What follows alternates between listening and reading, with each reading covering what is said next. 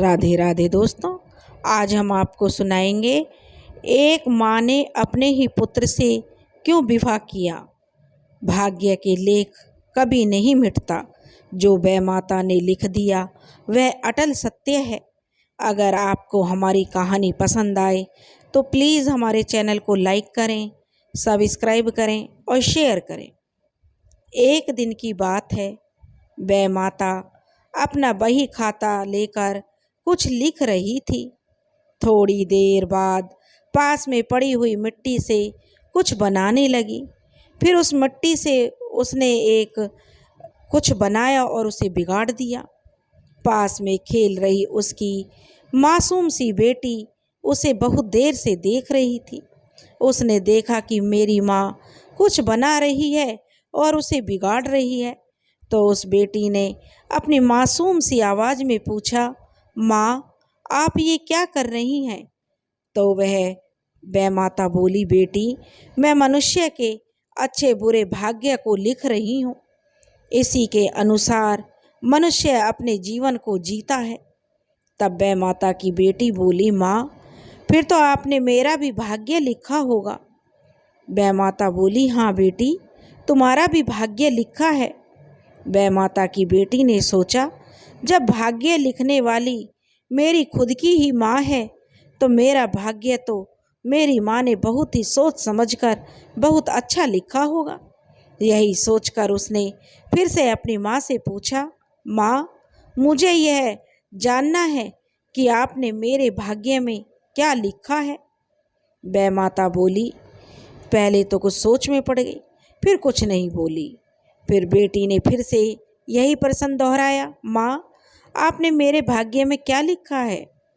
वह माता अपनी बेटी को नहीं बताना चाहती थी कि जो लिखा है उसके भाग्य में वह भाग्य नहीं दुर्भाग्य है। इसलिए वह बोली, बेटी मैं तुझे फिर किसी दिन बताऊंगी, क्योंकि तेरे भाग्य में क्या लिखा है अभी तू छोटी है, इसलिए अभी इतना मत सोच। वह माता ने सोचा कि अभी तो यह छोटी है, कुछ दिन बाद यह भूल जाएगी, परंतु ऐसा नहीं हुआ। वह माता की बेटी ने कुछ दिन बाद फिर से वही प्रश्न अपनी माँ से दोहराया, माँ आपने मेरे भाग्य में क्या लिखा है, मुझे बताइए। बार बार यही प्रश्न करने पर वह माता कहने लगी, बेटी जब तुम 18 वर्ष की हो जाओगी तब तुम्हें बता दूंगी। अब उसकी बेटी कहने लगी, नहीं माँ तुम मुझे अभी बता दो। लेकिन वह माता ने कहा कि जब तुम 18 वर्ष की हो जाओगी तभी बताऊंगी। अब वह माता की बेटी अपने 18 वर्ष होने का इंतजार करती रही। अब वह माता सोचने लगी कि अभी तो मेरी बेटी बहुत छोटी है, जब तक ये 18 वर्ष की होएगी तब तक यह सब कुछ भूल जाएगी। धीरे धीरे समय बीतता गया और बेटी 18 वर्ष की हो गई। 18 वर्ष की होने पर वह माता की बेटी ने फिर से अपनी माँ से प्रश्न किया, क्योंकि उसे तो अपने भाग्य को जानने की बड़ी जिज्ञासा थी। माँ बताइए ना कि आपने मेरे भाग्य में क्या लिखा है। यदि आज आपने नहीं बताया तो मैं अन्न जल त्याग दूंगी। बेटी की यह बात सुनकर वह माता ने बेटी के सिर पर बड़े प्यार से हाथ रखा और बोली, बेटी तुम जानना चाहती हो तो सुनो। तुम्हारे जन्म दिए बेटे से ही तुम्हारा विवाह होगा, जिस बेटे को तुम जन्म दोगी। इतना सुनकर वह माता की बेटी गुस्से में अपने सिर पर से अपनी माँ का हाथ झटक कर खड़ी हो गई और बोली, माँ यह आप क्या कह रही हैं? आप कैसी माँ हैं? है वह माता रांड, तूने मेरे भाग्य में ऐसा क्यों लिख दिया? इतना कहकर वह गुस्से में आग बबूला होकर निकल गई कि वह माता रांड ने उसके जो भाग्य में क्या लिख दिया है वह माता को कोसने लगी और अपनी माँ को गालियाँ देने लगी। अब वह गुस्से में अपने घर से निकल गई। वह माता ने उसे अपनी बेटी को रोकने का बहुत प्रयास किया, परंतु वह नहीं रुकी और वह माता मन ही मन सोचती रही कि मैं अपनी माँ द्वारा लिखे अपने भाग्य के लेख को बदल कर रहूँगी। वह कहने लगी, वह माता मैं तेरे लिखे हुए को बदल कर रहूँगी और तेरे तूने जो मेरे भाग्य के लेख में लिखा है मैं उसे कभी भी सच नहीं होने दूंगी।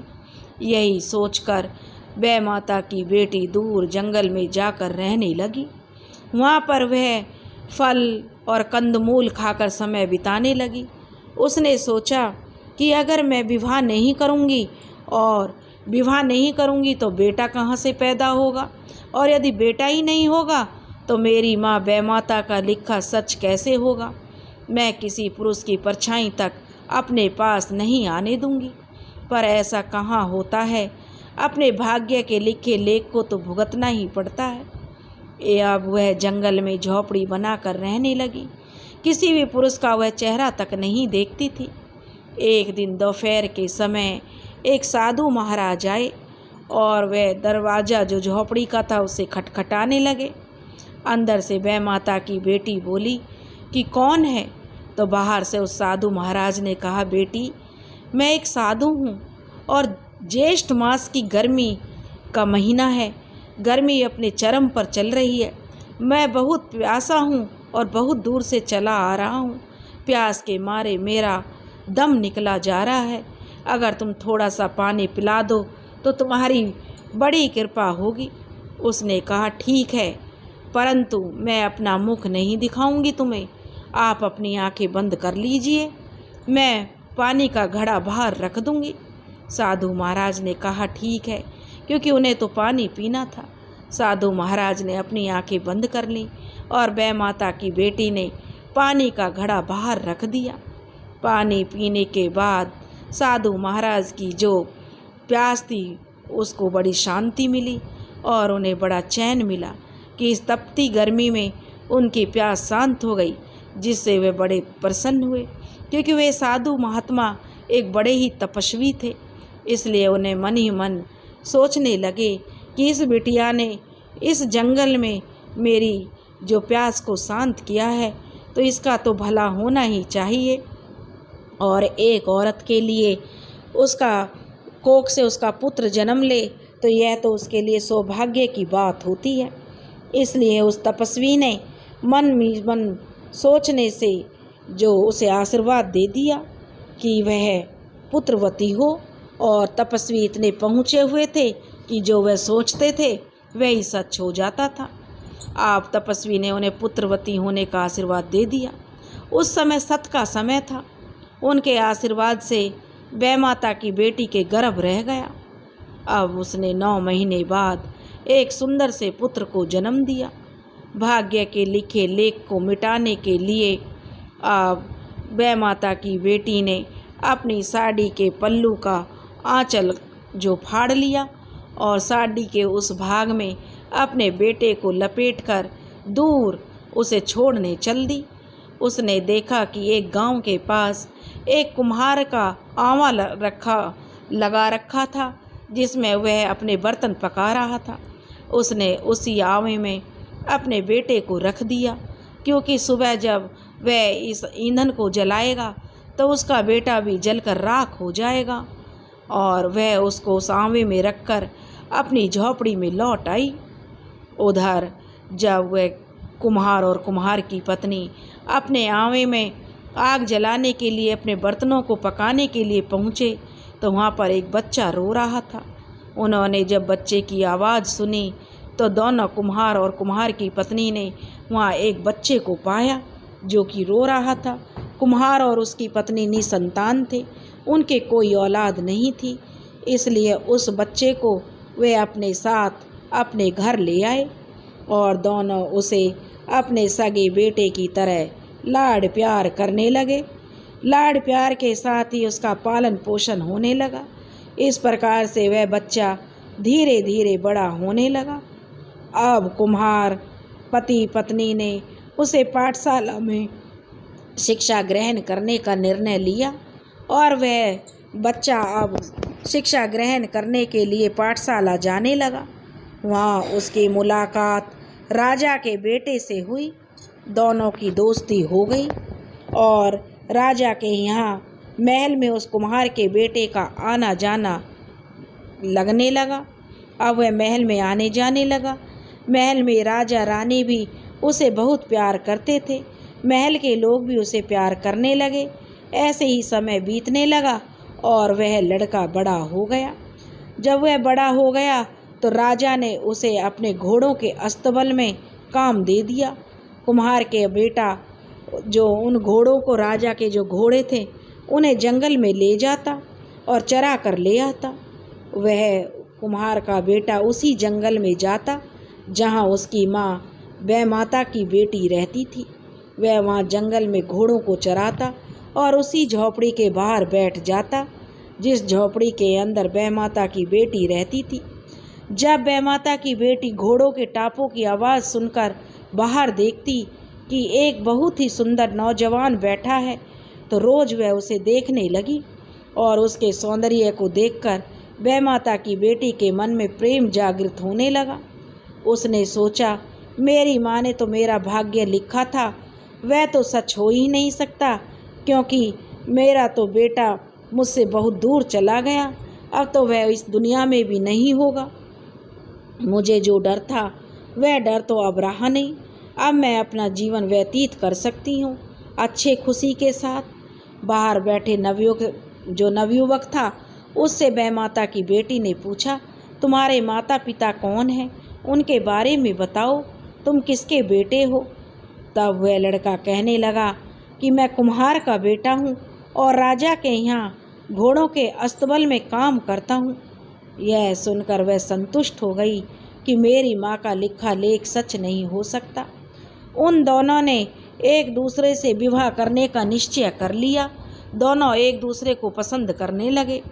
उस नवयुवक ने घर जाकर अपने माता पिता को उस बैमाता की बेटी के बारे में बताया, तो उसके माता पिता ने भी उनकी शादी के लिए हाँ कर दी और बैमाता की बेटी और कुम्हार के लड़के का उसके माता पिता ने विवाह करवा दिया। विवाह की सारी रस्में हो गईं। सुहाग पाल की रस्म चल रही थी।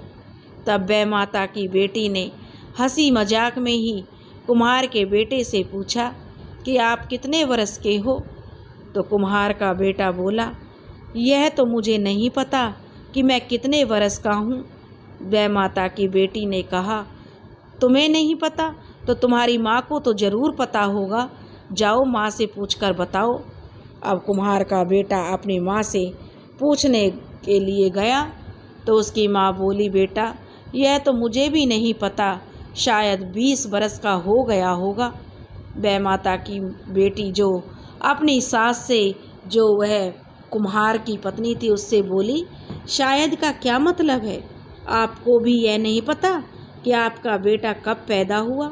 तब कुम्हार की पत्नी ने उसे सारी बात बता दी कि किस प्रकार वह उन्हें साड़ी के टुकड़े में लिपटा हुआ अपने बर्तनों के आवे में मिला था। अब कुम्हार की पत्नी की बात सुनकर बैमाता की बेटी को कुछ आशंका हुई। वह बोली, क्या आप मुझे वह साड़ी का कपड़ा दिखा सकती हो? कुम्हार की पत्नी ने वह कपड़ा संभाल कर रखा हुआ था। उसने वह कपड़ा बैमाता की बेटी के सामने रख दिया। कपड़ा देखते ही बैमाता की बेटी के पैरों तले तो जैसे ज़मीन खिसक गई। अब उसे याद आया कि उसकी जो माँ कहती थी कि उसके लिखे लेख को कोई नहीं बदल सकता, उसने तो यह पूरा कर दिया। उसने यह क्या कर दिया? वह अपने ही बेटे के साथ फेरे ले लिए और वह बहुत पछताने लगी। इसी शर्मिंदगी के कारण वह साड़ी का टुकड़ा लेकर बाहर की तरफ भागी। बाहर बर्तन पकाने के लिए आवा जल रहा था और बैमाता की बेटी भागती हुई उस जो आवा जल रहा था उस अलाव में कूद गई और आग में जलकर भस्म हो गई, क्योंकि वह इस शर्मिंदगी के साथ जीवित नहीं रहना चाहती थी कि उसका विवाह उसके बेटे के साथ हो गया और बैमाता का लिखा लेख तो सच हो गया। दोस्तों, जो बैमाता ने लिखा था वह तो पूरा हो गया। भाग्य के लिखे लेख को कोई नहीं मिटा सकता। जो भाग्य में लिखा है वह हर हाल में होकर रहता है। अगर आपको हमारी कहानी पसंद आई हो तो प्लीज़ हमारे चैनल को ज़्यादा से ज़्यादा लाइक करें, सब्सक्राइब करें और शेयर करें। राधे राधे।